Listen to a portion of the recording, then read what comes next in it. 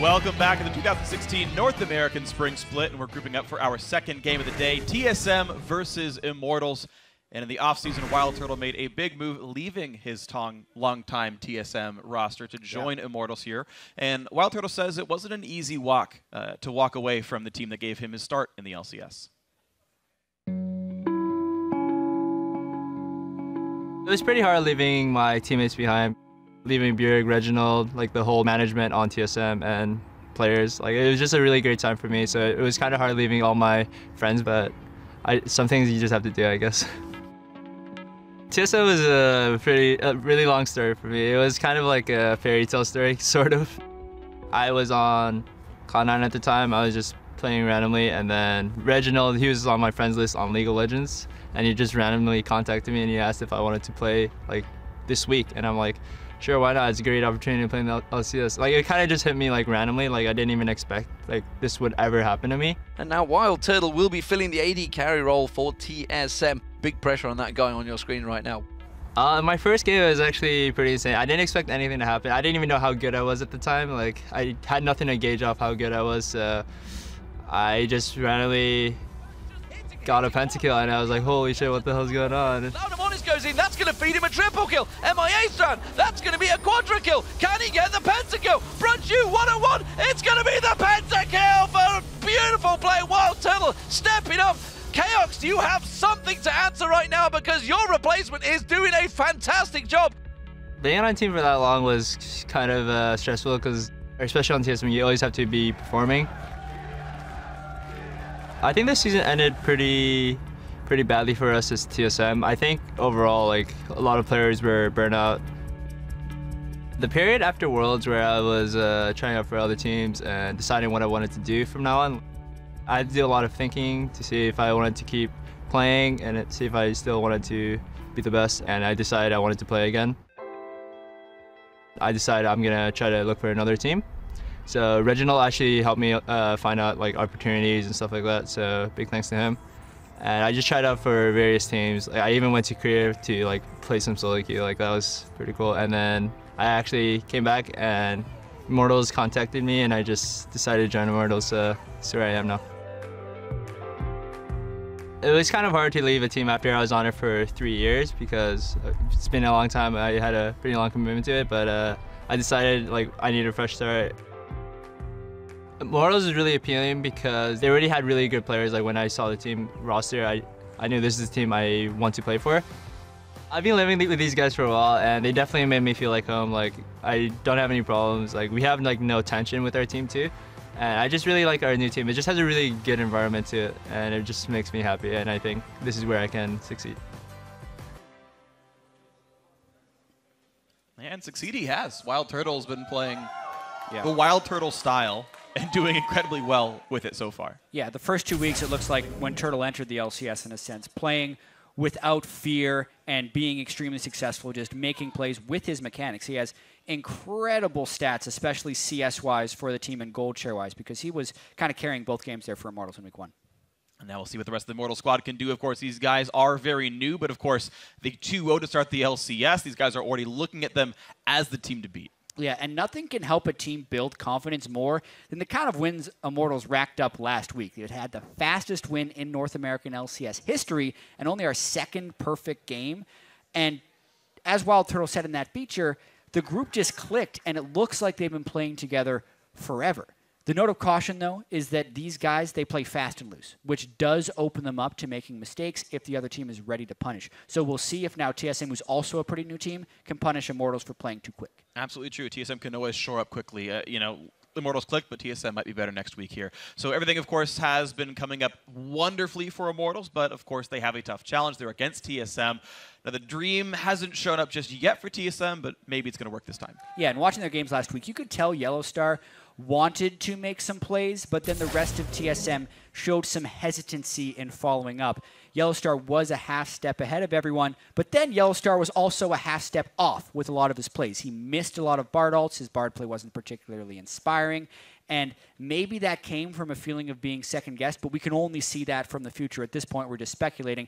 But the TSM lack of trust and hesitation will become more worrisome if it persists. They've had another week to play together. We know Yellowstar came into the country fairly late, so they didn't have very long to prepare for LCS, and they're still finding their identity with this roster. Well, speaking of rosters, we could check out the starting lineups. On the blue side, coming into this game is TSM, of course. You just saw him. Hanser up in the top lane. Sven Skaren in the jungle. Bjergsen in mid. Doublelift, the all-star AD carry. Yellowstar on support with Coach Yarge behind them. And on the red side against him, still undefeated, is Immortals. Huni in the top lane. Rainover in the jungle. Both those guys come from Fnatic. Pobelter spent last season on COG. Wild Turtle, TSM, and Hadrian was from Team Impulse. So really high-profile players from all around with their coach Dylan. That's looking so good. So far, so good. Yeah, absolutely. And of course, everyone kind of knew this coming in. Wild Turtle up against his old team on TSM is going to be a bunch of fun to watch for. Though he's still facing Doublelift, so like that's kind of no news that like, oh look, these two really good AD carriers are fighting each other in North America, but it's Doublelift in a New Jersey, Wild Turtle in a New Jersey, and them both kind of with new bot lanes. Exactly, and like how many flaws were in Wild Turtle's game that they tried to remove on TSM by putting all these restrictions on him, like not flashing. And normally you would think kind of, oh man, AD carry against his former team. That former team's really going to know how to punish him. But the only person on that team that is former is Bjergsen. It's a new coach, it's a new analyst, it's 4 new players to go with them. So really, it is Wild Turtle against Reggie and Bjergsen, but these are 2 new teams battling it out. Yeah, I mean, there's only even 3 people on that roster who actually played against Wild Turtle at some point during that year. So, yeah, with or against him either way. But we are, of course, into this game. Bans coming through. Elise away from Rainover, the Lulu banned out as well. It's a great Pobelter champion, of course. No Graves jungle for Sven. Technically, Yellowstar played against him in LSI. Oh, yeah, you're right. But, I mean, that's I was thinking of Worlds. That's and I was not like, an LCS tournament. That's a LCS teams did go to the tournament. True, I mean, true. to be fair, Jat, you're actually right. Neither here nor there. But You are right, though. So I'm going to concede that point. Rise banned out as well. Huni very strong. Another Gangplank ban here as well. So Smatterga bans all across. Various roles for each of these guys. Yeah, another Graves ban. So we don't even get to see Jungle Graves have an appearance in North America. It's like 1 week, no one plays it. The next week, everyone bans it. And first pick, Poppy locked in. Yeah. All right. Poppy, see, I'm pretty sure Poppy is just actually overpowered. Anytime a champion is recently released or reworked and is immediately picked up for pro play, Right. pretty much as soon as they're available, they're probably broken. There's a lot of things that take some time. Nard took some buffs and a lot of time. Tom Kench took minor buffs and a lot of time to become top tier. Poppy is probably incredible, and TSM Poppy's just in there. smart taking that first pick. Question will be, where do we see Poppy? We've seen her spots in the jungle. We've seen her banned as support. But more recently, the most recent Poppy I've seen is a lot of top Poppy. Yeah. Poppy everywhere. It's tank build, generally speaking, Iceborne Gauntlet, and it splits or assassinates a lot of different matchups. So Hanser doing it is totally a possibility, but it's almost the ultimate flex pick at this point. Very true. 3 roles has played professionally so far this split. Frequency aside here. Corki, one of the other high-profile AD carries to pick up here. Caitlyn going to be the other grab there for Doublelift. We saw Sneaky play her last week, but now double picking up this champion as well. One of the more rarely picked marksmen down there. Braum picked up despite very few support bans, and TSM like their lineup so far. Yeah. I think IMT is pretty happy with their lineup as well. They're just almost more power picks on the side of Immortals thus far with Lysandra and Corki, whereas the Caitlyn is a lesser-known pick, but something that Doublelift has always shown a large proficiency on, especially if he wants to 2v2 win the lane.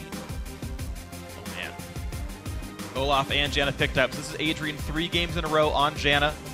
One of the only support players to really play her a lot, but she is incredibly powerful, and it just fits not only his playstyle as a player, but also just Immortals as a team, I feel like. This Olaf also is a bit of a flex pick. We've seen Rainover play it. We've seen Huni play it. And that Lysandra could go top or mid as well. So good luck to TSM picking your lineups here. We've seen FLICKR play Olaf in the mid lane. That's true. That was the Worlds. It's unlikely to happen here in this game. Also, yeah. Yeah, the Johnny gives such good disengage, and it means TSM will have to make very concerted efforts if they want to have choice over team fights, because currently Immortals has the better engaged champion and the better disengaged champion with Lysandra and Janna. You don't see analogs to those on TSM thus far, but maybe they'll try and do it with these last 2 picks. Second time I've seen Ahri Hubbard now in Champion Selector. I wonder if he'll actually lock it in this time around. Ding, ding. All right, locked in Ahri and Lee Sin. So it is going to be top lane Poppy, of course, as the jungle Lee Sin is here. And the Braum, of course, is exclusively played as support. So TSM have the full lineup together. And it's honestly quite well-rounded. You've got an assassin there to potentially fight against double AD.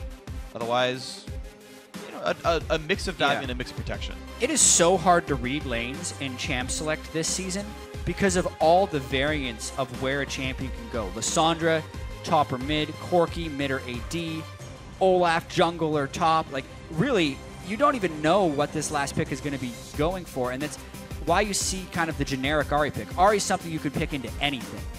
Because honestly, Bjergsen, no idea where he's going to end up going. And honestly, I don't know what Immortals is going to do here. Pobelter might be a mid Lissandra. There's just no way of knowing. Still time to decide, though. 6 seconds to go until that lock-in is required. What'll happen for you, and Fiora is the pickup here. So as much as Poppy likes to build full tank, Fiora, of course, is very good at breaking down these tanks. And now the question is, how good is she at stopping the lunges via the Steadfast Presence, I believe it's called, her W that stops dashes. It is mid Lissandra after all, and Immortals have their lineup. And critically, one of the greatest strengths of the Poppy is the disengage with her ultimate can be blocked by the Fiora riposte, which will be very critical if we see some of these team fights. Overall, though, as far as things that can lane against Fiora, I have seen Poppy specifically picked into Fiora in the LPL and find success. It's still a skill matchup, but as far as Fiora against tanks, Poppy does better than most. All right, so both these guys can feel comfortable at their top lane matchup then, if we can see it maybe go either way. And as the locks are in, we're going to find out who can do a bit better here. TSM, only 1-1 to start the week. The loss against CLG was heartbreaking. The win against Team Liquid not convincing, and here they are up against their toughest competition yet in Immortals, who have looked nothing but stellar. So Immortals, they can keep this run going, knock down a top team in TSM, then they will continue to be North America's top team. Guys, you at home, let us know who's going to win this one. Hashtag TSM win or hashtag IMT win. Send those to @LevelEsports Esports on Twitter. But guys, we have got ourselves the battle of two of the most hyped super teams in North America. TSM, 4 new players. Immortals, brand new with some amazing talent. And we're going to figure out who can be the top dog of North America, can match energy at 3-0, and leave their mark on North America. Here we go. And Immortals, this is their week of being tested. The game against TSM today, the game against Energy, who is sitting atop the standings at 3-0 tomorrow. And it really all starts here. Immortals with a team composition that other teams don't really put together. Reignover is pretty much the only one to consistently do jungle Olaf. And Adrian, also one of the only people to do Janna. So it's not like Immortals is picking meta. They're just playing whatever they are best at and really having confidence in their ability to build strategies around those champions. It's funny, too, because, of course, we just heard, as Mark was talking about on the analyst desk, Cloud9 just sort of picks for comfort. They just pick what they like to do. They're not heavily focused on counterpicking so much. And here's Immortals kind of doing that exact same recipe, just with a bit more success here. And it's always interesting, sort of, players deciding what they think is good versus what the meta is. Season 5 World Championship, FLICKR decided that Ryze was good when no one else knew that. Turns out everyone else now knows Ryze is good. And it's always fun watching people who are trendsetters. And if everyone else buys into that, or if they're just that unique snowflake. Yeah, also how well you play the game depending on your comfort level of a champion. You see the game differently if you're not focusing as much on your skills. Even at a pro level, that applies. Absolutely. Just to a lesser extent because they're better at many more things. Yeah, walking through a ward, though, Immortals really early on. This will push the Lee Sin down. Basically, it's very rare you see 2 people starting from opposing teams in the same quadrant of the jungle. This is actually fairly risky by the Immortals invade. So TSM are totally safe here. They take a small part of the blue buff. I actually love this invade, by the way. You take a few small pieces of a blue buff and then leave because you get most of the golden XP anyway. Here, Immortals were not punished for the taking of the Gromp. Despite the fact the Wolf Spirit was smited, TSM did not show up in time to steal. And Adrian gets most of the way to level 2. As of the 2016 changes, you don't actually get level 2 off a full camp anymore without a jungle item. But he's really trying to stop Svenskeren and Hanser from doing anything useful here. Huni coming back. And they really know they're down. Steal this. Oh! A flash force. Huni did show up, but nothing was stolen. Huni's got to be a bit careful, but now he's got some teammates around. Yeah, but Yellow Star got the blue buff. Not that it's super impactful, but it's experience it's more denied from TSM. Initially, in parsing this level 1, it looked like TSM was going to come out on top because Doublelift and Yellow Star stole the most experience in the most efficient way possible. Took a very short amount of time to gain a half level of experience from the blue buff. But Immortals just being as pesky as possible, delaying Hanser, Yellow Star, and Svenskeren some of that experience. But in the meanwhile, Turtle and Doublelift are still free farming. But of course, it also means Svenskeren is actually farming. So there's actually 3 lanes of farm coming in for TSM if you count the jungle, whereas Reignover is still running around invading, and I guess now he's fighting a Grom. No, Reignover was farming the whole time as well. Actually, okay, Reignover started his own jungle. So it's Huni basically trying to cheat death. Ghost Pop Reignover, now he's here. And suddenly Hanser dying! The curse of Dyrus is still here. TSM's top laner gives up first blood.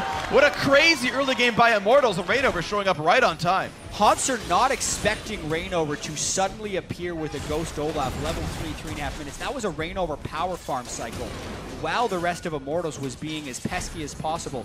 Svenskeren entered the farming cycle late, so he couldn't make it in time. And honestly, a very poor flash by Hanser, flashing straight away after an Axe lands against a Ghost Olaf. Unless you're clearing a wall, you are not getting away from that speeding man. Yellow Star, level 1 against an Olaf. He's thankful that Reignover has no mana. They're just trying to steal. Yeah, he has Smite. That's not going to be a thing.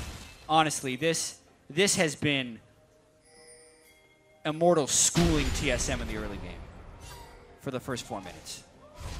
Yeah, even with the turret kill, Doublelift gets nothing done down there. He does get way more farm than Wild Turtle, but it just doesn't manifest into anything. It's still a 1,200 gold lead for Immortals off of a significantly better played level 1. Yeah, but Wild Turtle got the 400 gold bonus from First Blood, so 18 CS be damned. It's the experience that will matter. Unless Doublelift punishes the experience advantage, Wild Turtle will be completely fine. Well, they're going to try to punish the mid lane now instead. Svenskeren actually misses the Q. Good straight path by Powelter. Sven expected a dodge. And in the little mini game of will you juke or will you not, Powelter chose correctly. Yeah. That's the funny thing is, like, in pro level play, you don't miss skill shots, you just expect them to juke. Right. Like, more often than not, actually, as dumb as that sounds. Yeah, it's all a big prediction game, and especially with Lissandra, it gets added even more so because you can see where the claw will end up, but Powelter can take it technically at any time, and then there's still going to be a flight delay for the Lee Sin Q, and he'll get to choose when to juke back and forth. Powelter is one step ahead of the game. Otherwise, staying equal in CS, not losing any summoners. Reignover just going to clear a Trinket Ward away, which will make Bjergsen have to respect the fact that he doesn't know if Olaf is coming. And Lissandra Olaf can definitely force a flash and then probably still kill you afterwards. So Bjergsen pre-6 will have to be a bit afraid here. We'll see if Reignover can prey on that. Yeah, it's under a minute. Hanser is not in the situation to succeed right now, however, because he's already down a turret in the lane that is essentially being left for him, and it's frozen up top for Huni to free farm for as long as he wants. And a level 3 Poppy would need to be able to find a way to show impact. So either he double jungles with Svenskeren, which kind of denies both of them for the foreseeing future, or he makes a play elsewhere. So as of now, Huni's going to be building up a really big lead on Hanser, and even if Poppy can stand against Fiora, not if you don't have items or levels. That's very true. He's got a Corruption Potion, though, so at least he can regen. So to bookmark this, at 6 minutes, we're at a 1,200 gold lead for Immortals right now. And we'll see if the lane situation makes it much worse in the near future. Yeah. You expect Immortals to heavily outfarm, but we'll see if TSM can do something about this. Yeah, well, we're going to reach a pretty big decision point right here.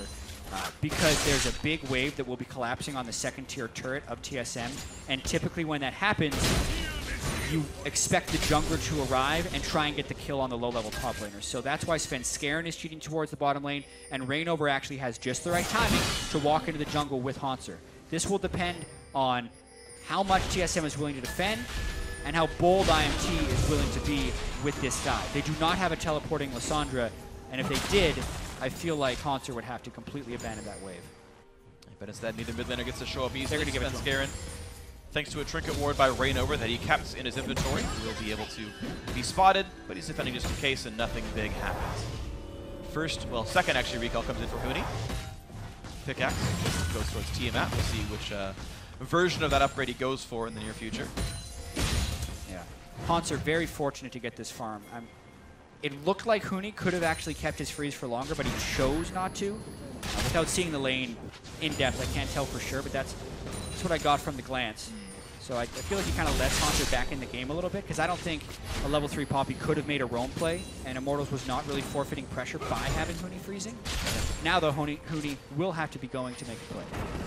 But look at how this bottom lane is shaping up. It's a 30 minion lead right now for TSM. There's a slight wave built up here, but Devil and Yellow Star are doing a great job of winning that one. You're seeing the gold lead kind of shift back and forth. It was 900, then it was 1,100. True. Hanser got some of his gold back. as much as the top lane's getting punished, that's plus or minus literally 0 CS right now. And it's the bottom lane that's actually getting crushed. True.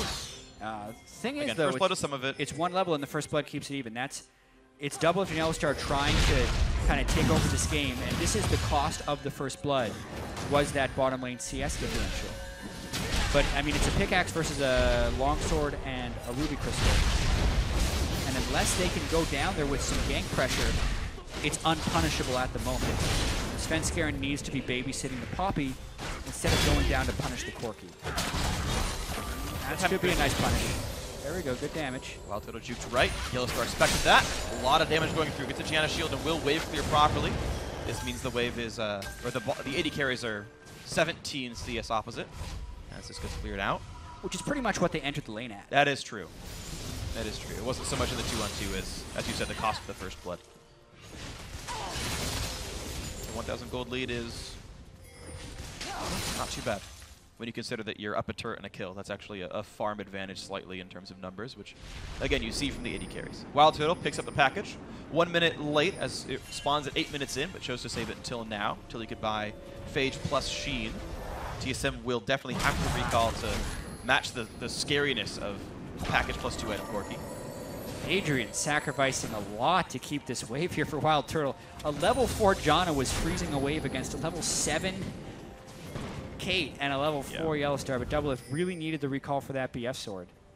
And it's going to deny at least a full wave. I wonder how long they can keep this freeze. When you freeze an entire extra wave, you can keep it indefinitely for sure. And it will be at least one wave lost in terms of golden experience for TSM. And now, how well can Wild Turtle hold this next one? Because again, there's so many minions here. A cannon plus 3 casters. They can deny most of this one too. And so the game definitely turning into a bit of a wave management chess match after the really chaotic early game. Huni holding his lead over Hansu. Doublelift holding his CS lead mostly over Wild Turtle, but honestly losing it a little bit now. Which just goes to show Immortals coordination. The question will be, though, with this kind of mismatched team comp that Immortals have. Squishy dudes, Rainover can't fall behind. They're going to need to kind of run over TSM, I think, if they want to win. I think they're going to look to run over them in the top lane, though. Rainover pops the ulti to stay alive. There's not a lot of CC they can apply to him, but he's going to take a lot of damage. Svenskeren did not go for the ulti. Wouldn't quite have killed, but it would have done a lot of damage. But Adrian roamed top lane because Wild Turtle is safe with a freeze down there. Adrian got to roam top lane, get some boards down. They could look for the play on Hanser, but Svenskeren was there to defend, and nothing was done. This freeze will not break, but Wild Turtle did clear the wave. Doublelift should actually let this freeze into his lane now. The Wild Turtle needs Adrian, and Adrian's here. So I guess he's fine. Convenient. Yeah, hey, look at that. It's like they're really good at League of Legends.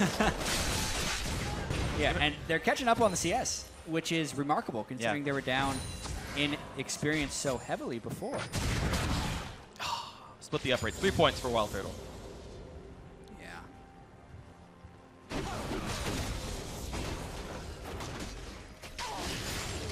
Credit to Pro Belter as well. 10 CS advantage over Bjergsen.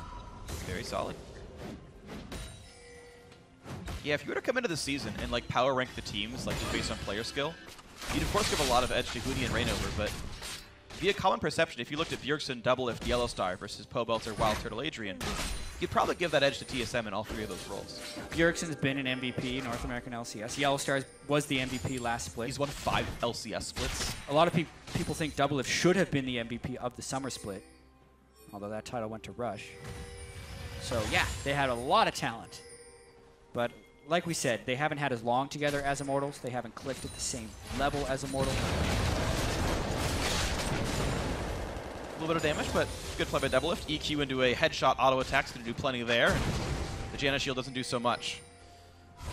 Bot lane's plus or minus 10 CS right there. Monster and Huni still in a bit of a battle. Ooh, that stun nearly got him in the wall. That could have killed Huni if the stun landed. But he's got to be real careful. There's a kickback by Svenskeren. There's the kill, in fact. Overextension by Huni, and they're not even done yet. Rainover pops the ulti. He wants this fight, and he's going to do so much damage. Sven flashed to stay alive. Didn't need to, though. The kill comes through now. Wild Turtle being stunned up. A lot of damage coming through. Yellowstar could not block the tornado. And TSM chants come through after a big outplay. Kind of a weak TSM chant. They're still down 300 gold. But Hanser made a big outplay right there onto Huni. finding a way to hit him back towards the turret because Huni was going for the vital. So greedy. Really not respecting the Poppy matchup whatsoever. And then Svenskeren was there before Rainover was, catching Rainover in a bad position as well, which leads to 2 kills for TSM. That negates so much of the early wave advantages from Immortals and gives them right back to TSM. TSM, with that single kill, are now winning in gold, of course. Single kill, actually, sorry, 2 kills, of course. I misspeak there, as of course they had killed Rainover as well. But that makes it for the turret disadvantage. Yeah, because Huni has a 1-level advantage, but the vital is behind him.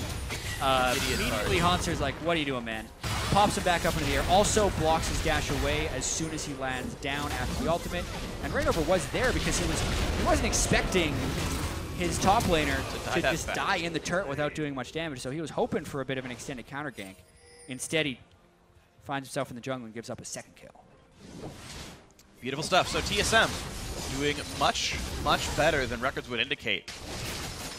And Immortals looking to now, for the first time, have a really difficult road. I mean, yeah, their very first game of the LCS was against the Bunny Fufu version of Cloud9, which just didn't seem to have much going in the early game, and just Immortals scaled up really fast. Of course, Impulse was against that really ill-fated perfect game, and now TSM actually a team that's fighting back here. And this is the first real test for Immortals here. And of course, TSM look a lot better now after their Week 1 jitters. Well, TSM has shown a lot of resilience even in their Week 1 games, where they'd lose the early game, but then still make a very competitive showing. Really how they turned it around against Team Liquid, because Team Liquid did have a hefty mid-game advantage against them. And now with the Sunfire Cape, this is a point of power where Hanzo is much stronger than Huni. Nice by Svenskeren. Holds on to the ultimate. No chance to repost that one. Waits long enough. And a kill goes through Svenskeren. 2-0-1. He and Haunter have done all the killing in this game for TSM. Yeah, Sunfire Cape. Easy turret dive right there. Just had to wait out the riposte, and then Svenskeren kicked him in the wall for the guaranteed Q. And a very well-executed gank against Huni, who, without backup, can't actually be safe against the Poppy Lee Sin combo. Yep. Rainover spent his time in the bot lane while he saw the top lane getting ganked. He ran down, tried to steal the red buff. Double Lift managed to pick that one up. You saw that a second ago on your screen. That's why Double's wearing a red right here. But all the pressure he gave allowed Immortals to knock down bot lane outer turret. So it was a trade of turrets at least. But of course, that kill going to Svenskeren means advantage to TSM. Rainover can keep trying to do some things as Svenskeren is still top side. Rift Herald for Dragon trade, looks like. I think the Dragon is still currently winning out this trade. Have yet to see a team execute a good push with Rift Herald minions just because they're so easy to clear. Yeah. Even though it does grant 250 global gold for the team in total, 50 gold per player. Yeah, but the value of just the first Dragon stats is to the tune of 1 to 2,000 gold. So even like this early in the game, it's still more overall stat-wise. So definitely agree in terms of Dragon being more important. We'll see if TSM can be doing something interesting with this though right now. Still holding the 500 gold lead. Yellow Star kills a pink ward. The crowd is ecstatic, of course. No, we're not doing this. We're not. I'm sorry. I really just heavily just screwed up right there. Right. Don't make me regret that, guys. Acceptable. And here we go. The attempted siege in the mid lane. Double Lift is, of course, maxing traps second. That's the new hotness for Caitlyn. Yeah, just like 5 traps down in the lane yeah. right as someone's trying to siege. It's pretty obnoxious, to be honest. Wild Turtle. Getting juked. See, you said pro players don't miss skill shots. They just get juked. Dodged. Rift Herald's way ahead of the game. Yeah, I mean. The higher difficulty pro player Rift Herald. Yeah, he gets stronger in LCS games. Doesn't happen. Not we true. code the AI differently on land.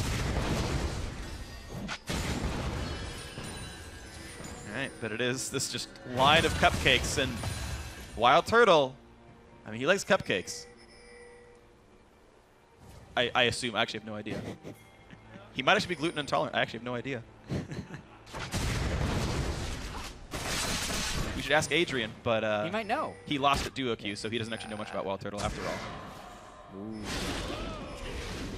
Yeah, at this point in the game, it's completely equalized, and the playmaking for Immortals is really on the back of Pobelter for jumping in there and landing a stun. No cleanses on anyone for TSM. No QSSs yet built up. So really it's about Pobelter finding a flank and then everyone piling in afterwards. It's just the ward coverage is pretty nice for TSM right now. The pressure isn't necessarily there. And Haunter is real tanky, so he's a difficult person to gank. And as you had mentioned earlier, it's not a TP Pobelter. Yeah. So even... It's not the same. Yeah, I was gonna for a joke and decided not to. I showed restraint right now, but yeah, with Ignite, Pobelter was not able to get dominance on the lane, despite the fact that maybe there is room for like a flash W under Bjergsen. Who knows? But this Ignite has not paid off in anything, and getting into the back line because of TSM's ward coverage, tracker snipe on Svenskar and sight stun on Yellowstar. There's just no way in. Not yet, anyway. Yeah. And I mean, this is somewhat of the team composition they picked themselves into. Olaf, not reliable initiation. Fiora is a split pusher, but has been neutralized as of now by Hauntzer. So he will need to get, I think, substantially more items before he can start winning that again.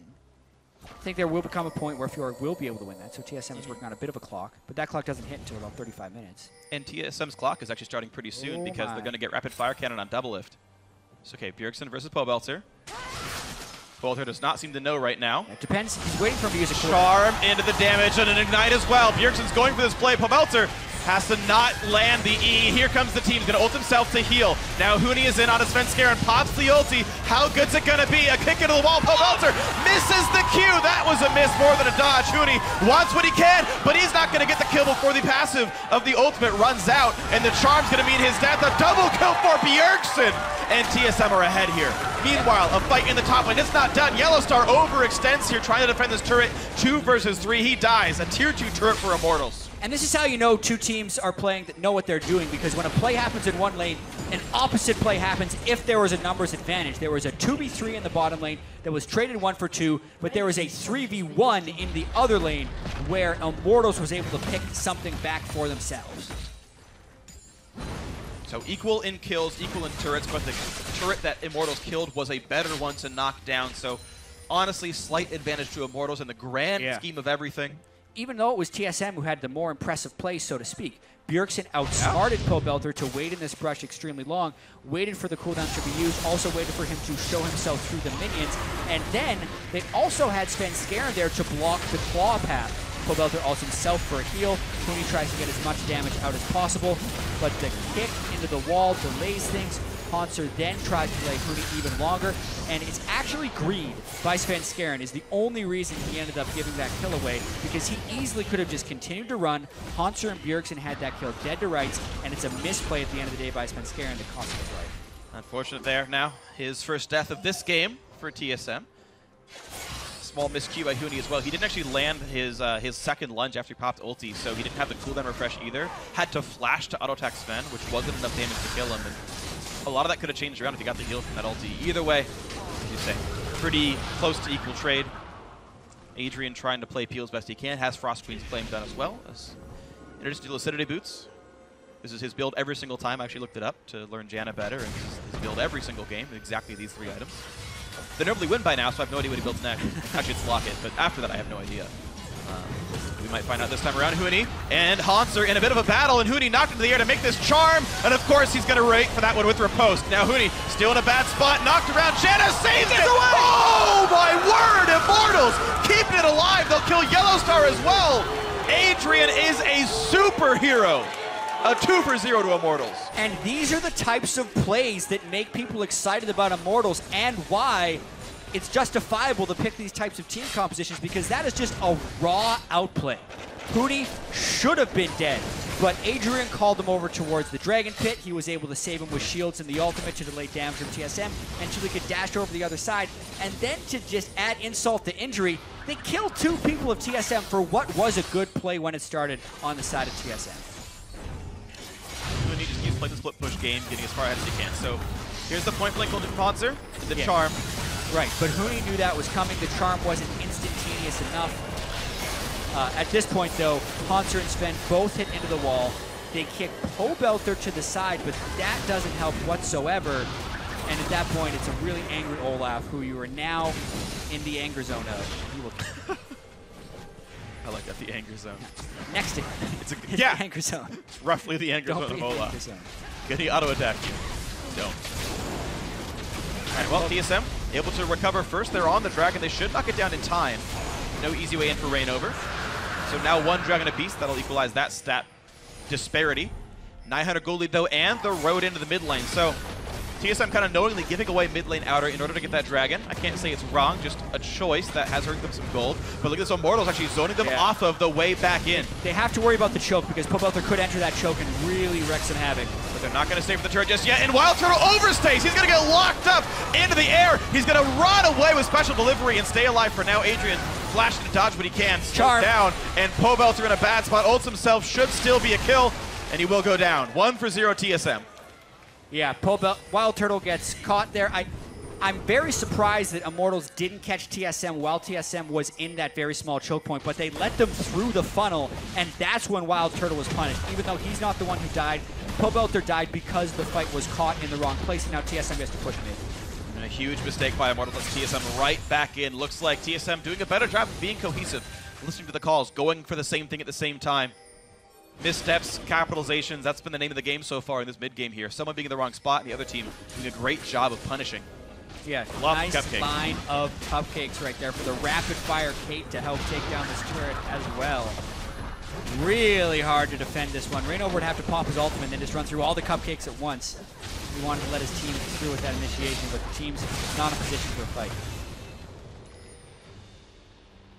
All right, 600 gold is the monetary lead for TSM right now. This game is super, super close right now, and every 5 minutes someone else is making the better play right here. So judging by the way things are going, Immortals is next up to make the LCS big play, and they'll be the lead next time around. Yeah, you're right. Most of this game has swung on outplays. Yeah. It hasn't been as kind of raw and mechanical as you'd think, oh, they had 4 people here, therefore they pushed down the turret, and the turret was backed away on, and then they teleported here to force this play. It was kind of just, all right, there's 3 people against 3 people, and they're going to fight. Yeah. And we will see what the result of that fight is. People dying, which is great. My favorite part of League of Legends. Yeah, the Iceborne being completed on Hanser just increases his stickiness. Yeah. So much on Poppy.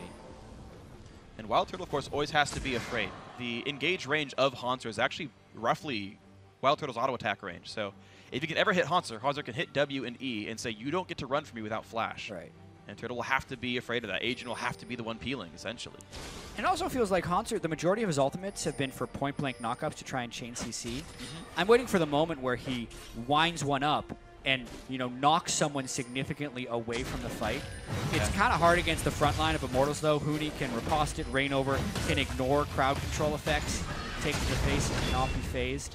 But if he ever sees an opportunity to hit back Pobelter or Wild Turtle, it'll completely change the face of the game. It's one of the most powerful aspects of Poppy, but it's very rarely able to be utilized, I would say. Sure. Oh, wow, that charm right there from Fog of War. Pobelter down to half HP. Sven once in. Takes a lot of damage for just that, though. Ulti comes across, only hits 2, but a second charm onto Pobelter. They don't quite kill him off, though, and now Rainover is in the anger zone, kills off 1 already, and Pobelter buying some time in the front lines. There's the knockback. They got rid of one of them. That's Janna, who's gone from this fight. TSM regrouping 4 onto 4. The stun onto Huni. A double kill for Hanser. And they're going to keep on pushing forward. Yellowstar, though, in the danger zone as well. Gets picked off. Another 1-for-1. Now Wild Turtle going to get chunked. Kills everywhere. Hanser going to tackle him down. It's a 4-for-3 in favor of TSM. And now Adrian is running and running and running, and he will get away. But advantage TSM. Another bloodbath of a fight. And this is started by TSM landing a charm and everyone making the call to go. There was not the hesitancy we saw from them last week. And even though everyone wasn't perfectly in position at the start of the fight, Hanser actually took a while to run up. They trusted the call, and ultimately they win the fight just barely. So what can they get off of this one, of course? They can shove the waves in. Billion 2-2 already gone. There's that charm on Pobelter. Charm 1 onto Pobelter. Cycle it a little bit more. Sven goes in and takes some damage, but Yellowstar clearly made the call to go. Charm 2 onto Pobelter. They suck him in there. And then here, Hanser starts charging up the ultimate, and seconds later, Rainover and Adrian, and that was the fight changer because Huni thought he had friends. They could have been in a position to win, but the Poppy ult was a fight changer, as we just talked about how it can be. Massive play there by Hanser, who then changes the fight and also has the Iceborne Gauntlet to finish the fight. Wild Turtle just getting the damage just barely off on Bjergsen, who jumped in to get a little bit more damage to make that dive work, and then thought he could flash out in time. Good target selection by Wild Turtle. That's actually one of the skills that I value most highly in high-level AD carries, is that you normally hit what you're allowed to hit, which is tanks, But when they realize this guy's out of position, I can walk a step forward and kill someone like an Ari, that's to me a mark of a really, really great player. Wild Turtle right on the money. They're immediately switched to the right target. That's actually very impressive to do that so quickly. Yeah, Wild Turtle gets himself into dangerous situations because of that sometimes. But honestly, as you say, his quickness to prioritize for a squishy and almost try and play an AD carry like an assassin, really prioritizing these squishy targets, has set him above other AD carries in the past. Wild Turtle right now, kind of the best contributor on his team, 6-1 and 6. Not to be outdone by 3-1 and 3. Yeah, because 3 adds to 3 and makes 6. Yeah, and it's 6. And my brain. So he's contributed on 6 of the 8 kills. That's what I meant to go for.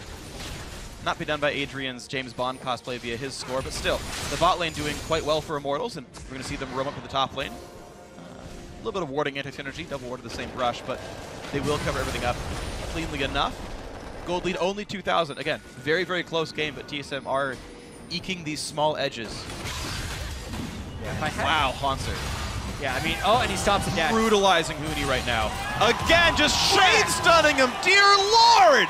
Hanser smashes Huni. Without taking a single point of damage. This is why people do pick Poppy into Fiora occasionally if you do it right. But also, why is Huni even putting himself in a position to fight at this point? He has 2 items. Hanser has 3.5. Not to mention the armor he's going to need against Huni. Just a total one-sided affair there. Hanser showing up this week. Even after the rough start, has been able to recover. 100% KP. I mean, like, just compare the rest of his team. It's like, 7, 6, 5, like 11 out of 11. Hanser, the That's one top player lane. you would not consider like the super team member. You know, just coming over from Gravity. I mean, he's a good top laner, but he's showing up so well. Now TPing to make Baron happen. This is actually super dangerous because Huni's up in 4 seconds, so the split push advantage has been forfeit. TSM also at half health from this Baron. This is certainly a fight. Pobelter has ultimate. Here he goes. Who's going to get the steal? Reignover is in, and the spike goes to Reignover. That's an Immortals Baron and a kill, and they keep going. Hanser, Dublin, both being attacked. Double does, in fact, go down. Huni gets a 3rd kill. This is a slaughter. A huge mistake by TSM. Yeah, remember when we said that this game hasn't really been decided by good or bad calls and it's mainly been about outplaying?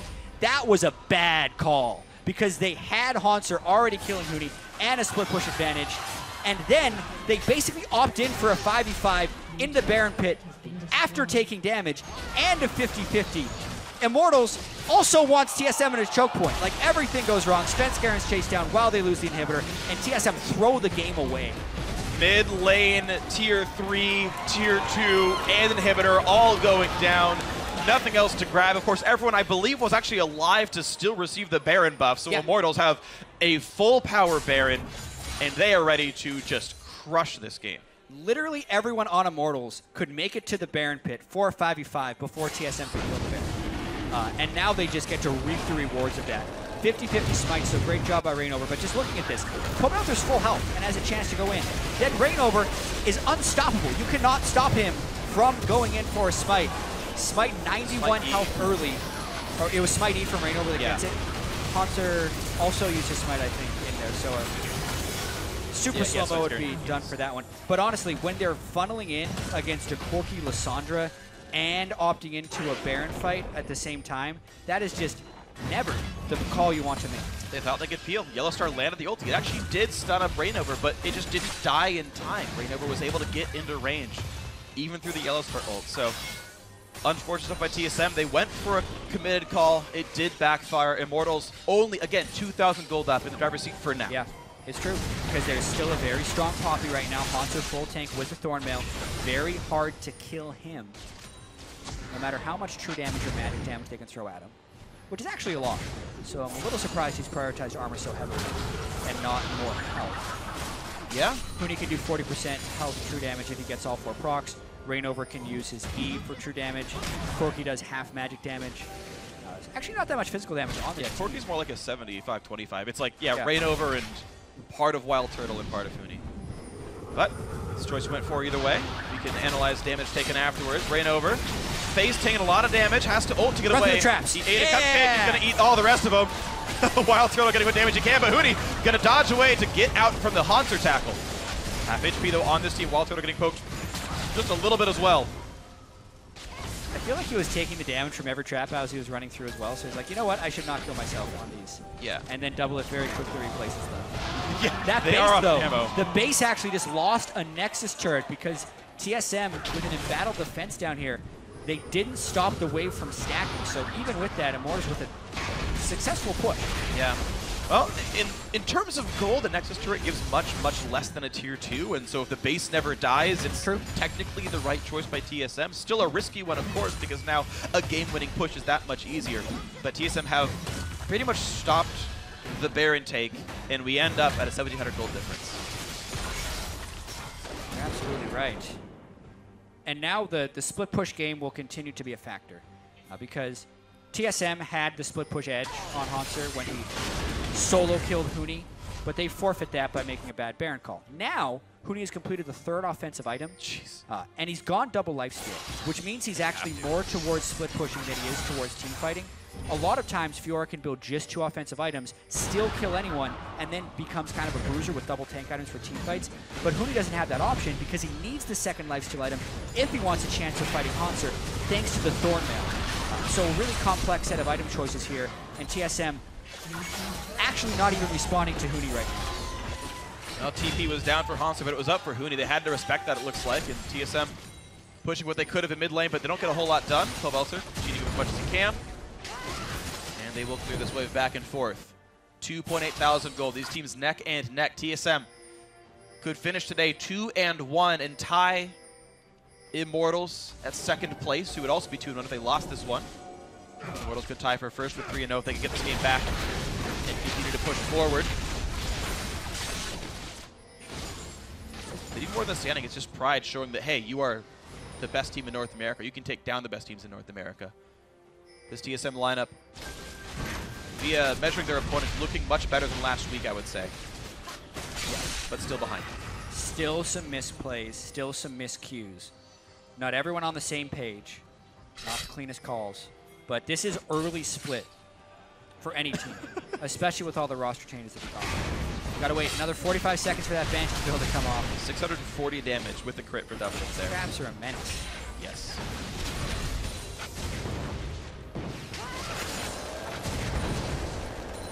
Again, Immortals don't have the best engage tools ever. Like, Poboto could jump over them. Everyone else has to walk in some way and tank a route to get into the fight. So when TSM is set up, it is hard for Immortals. Even so, still a very close game. Like I was saying, Wild Turtle progressing quite well with his item build. Hitting that max CDR he can get on Corki here. Triple Force F3 Infinity Edge.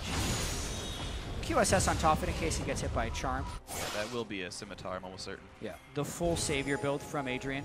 Mikhail's as well as the Locket, in case someone does get caught. And a Death Cap probably on the way for Pobelter that'll make his burst much higher, as it will be the 6th item to his build. So a lot of AP to multiply. Now a Jarum's Fist being picked up for Huni. The thing is that... Sterix. Yeah, Sterix is the item. I was going to say, like, he already has Black Cleaver, and he can already turn into Titanic Hydra, so I was like trying to remember what that was going to go. That's, I think, the last Jarum's Fist end he could buy. We'll see what his confidence is like here, because Hanser is super tanky. 3,500 health, Poppy.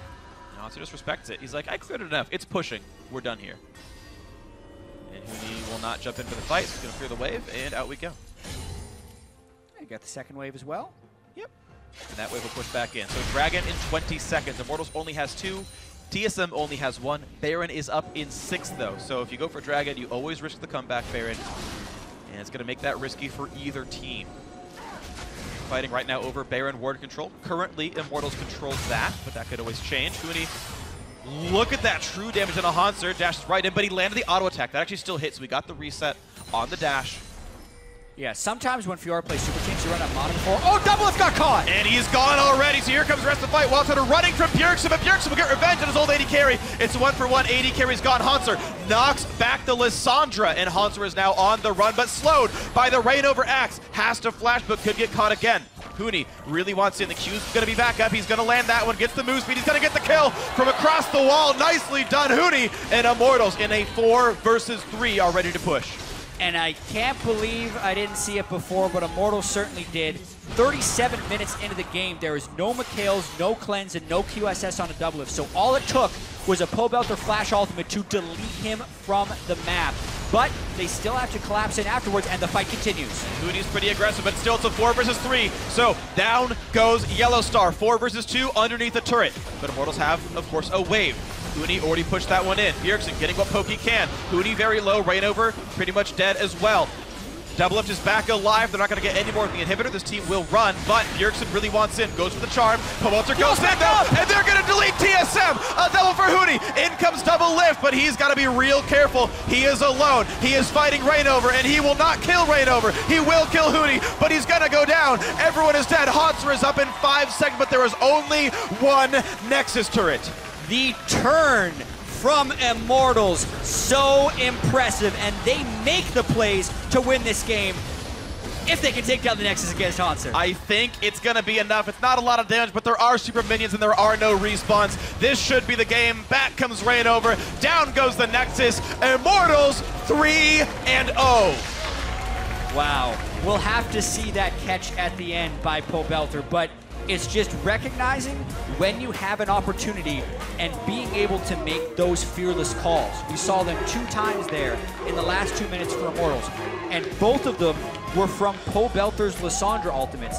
He jumps onto Double Lift when there's no items or summoner spells to get out of it, and then again when Bjergsen sees the opportunity to turn, they didn't expect the Lissandra ultimate to be returned from cooldown, but the cooldown boots some nice 15% per level wounds, puts a CDR at 25% on the Lissandra. It was up again, and it ended the game on a 60-second cooldown. Beautiful stuff then. Immortals have to thank the lucky stars that they managed to get that Baron fight though. Yeah. The steal and the 3 or 4 kills. Yeah, Immortals was willing to pull the trigger when the opportunity presented itself, but TSM, and especially Hauntzer was crushing Hooney in a lot of these side lanes. Yeah. And if it wasn't for that Baron decision, which is hugely questionable from TSM, Immortals never would have been in that 35-minute position to get something on a double lift. But the decision of the Baron and the decision of double lift to not build the QSS, as well as Yellow Star not building a Mikhail's Crucible. He went for the Zeke's Herald and the Locket instead. No way of getting out from those lockdowns. There wasn't a QSS on Bjergsen either. Like, Pobelter was put in such a position to succeed, because no one was going to be cleansing his trump card. Yeah, I completely agree. Someone needed to make that choice to get someone out of the catch potential. Did not happen. Maybe some more minor tweaks that TSM need to figure out, because everyone having to... It's interesting because Immortals plays the same roles every time, right? Everyone's going to do the same things. Like the damage graph, if you look at it, like Rainover's like right up there with the rest of them. And Adrian will always peel for you, and he will always get your Mikhails, and you always know you're going to be fine. And he made so many saves that game. TSM, by almost having like a bigger playbook, like sometimes things slip through the cracks. So that this wasn't down in the playbook yet. Sorry, no one could have stopped the Lissandra. Whoops, and there went the catch by Pobelter. So, you know, absolutely impressive by him, of course. Yeah, and the itemization playbook. Against Lissandra, you need a QSS, 3rd or 4th item. We actually do have the catch in the mid lane because it was surprising. At any point, you can flash ultimate from Lissandra because we were watching the fight in the bottom lane. And let's just roll this to see exactly what happened. Pobelter on the side, TSM looking very aggressive. Wow, the tornado from Fog. Yeah, I mean, just a flash ult on a double lift totally deletes him from the map. And like you said, the tornado from Fog to set it up. Turtle went in as well. Like, the whole team just decided to commit. Yeah. And that's how the game turned. And it was just barely enough. Yellowstar couldn't block enough of the damage with the shield up there, couldn't land, you know, block enough of the shots, and goodbye. It's not like Devil was that badly positioned, but didn't see the tornado in time. That gave the 1.4 seconds, whatever the timer is, that was required before he landed on the ground to start the cast animation and land. Even on a disengaged champion, Adrian makes the beginning of the initiation. The game-winning pick on the full-range Gianna tornado. Beautiful stuff there by Adrian. The rest of Immortals, great win for them. And to walk us through that crazy fight around the Baron ramp, we're going to send it over to Zyrina, the Telestrator. Thank you very much, gentlemen. And yes, I'm going to go over a play that actually ends up being 4 for 3 in favor of TSM.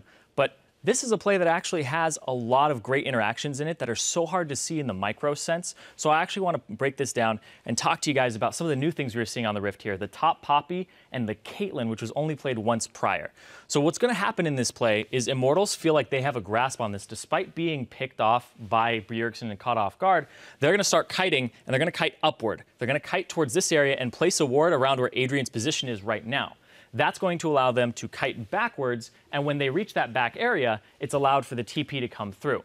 They want them to follow them through the choke point, but what they don't account for is what's going to happen to that choke point on the way through. So as we lay that, as we start the replay, you're going to see here that Svenskeren goes aggressive, Yellowstar goes aggressive, Wild Turtle and Adrian are going to pop abilities that they shouldn't be popping there. Adrian ulti goes down, Wild Turtle Valks away, and that choke point that they now want to chase TSM back through has Caitlyn traps all throughout it.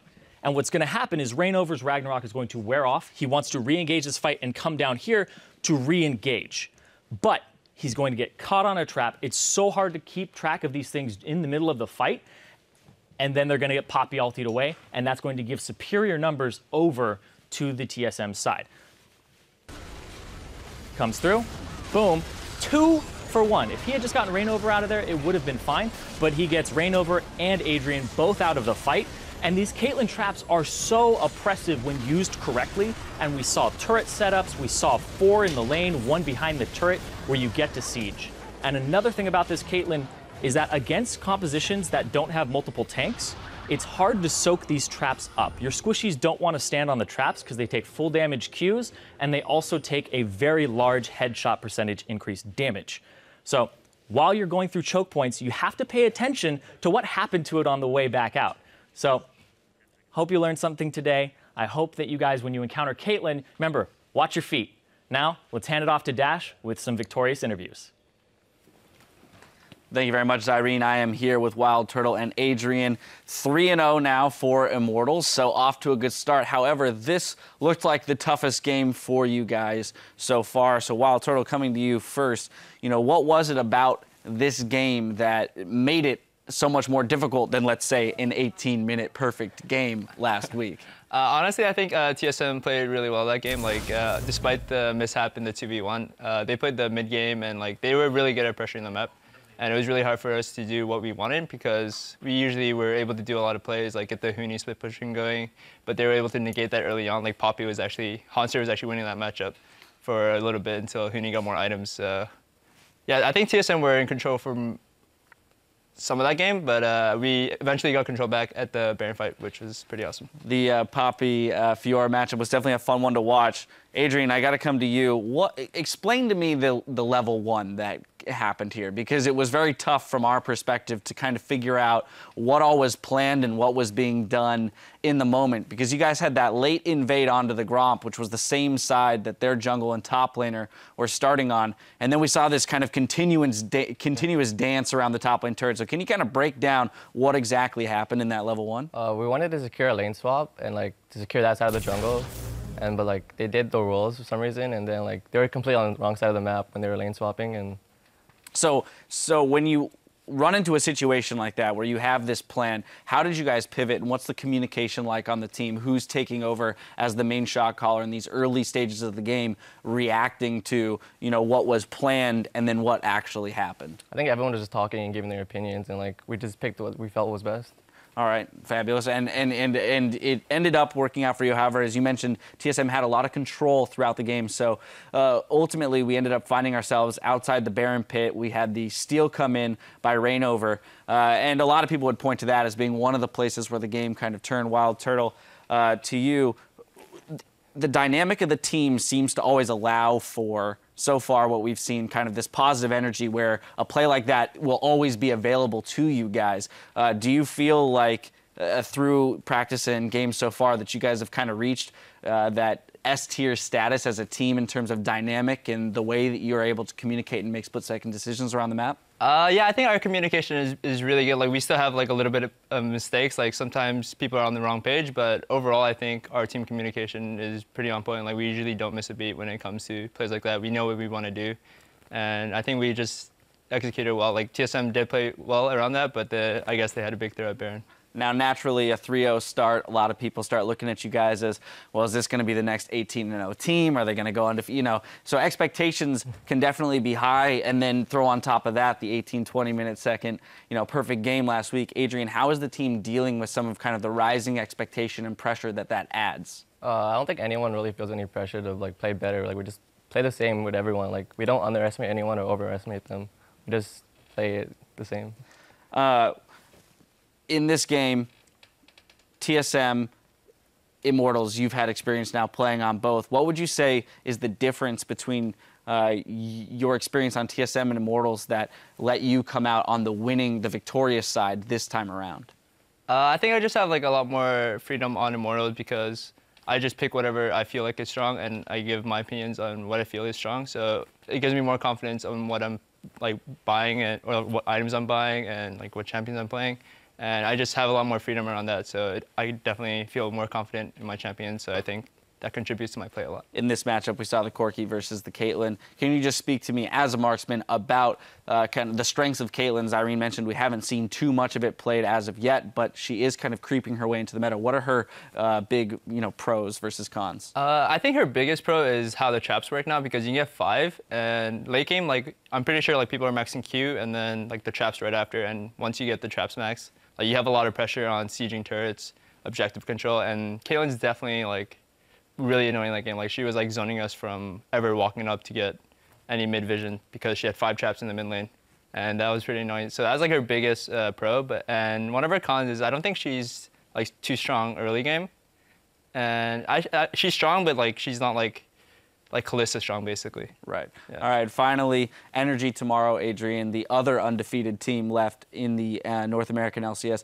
What are the big things that you guys are looking at to attack when you take into consideration the roster that they're fielding? I think there are 2 Koreans. Impact and GBM are really good, but I think ours are better. All right. I like to hear that confidence coming out of these guys. That will no doubt be a fantastic game tomorrow. Congratulations once again on the victory today.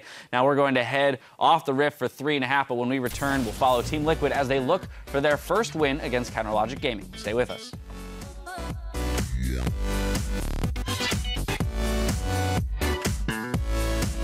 All right, guys, let's close this game out. No deaths if we can. Okay, perfect game. Come on. Perfect game mode, just like Tip.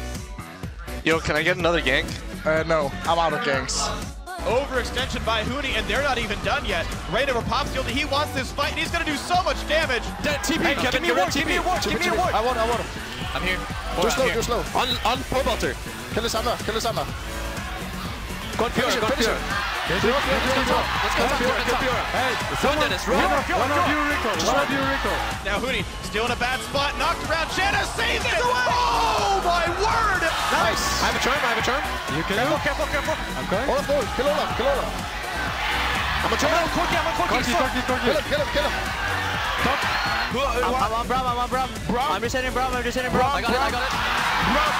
In the pit. Yerkson really wants in, goes for the charm. Pobelter goes in though, and they're going to delete TSM. Immortals 3-0.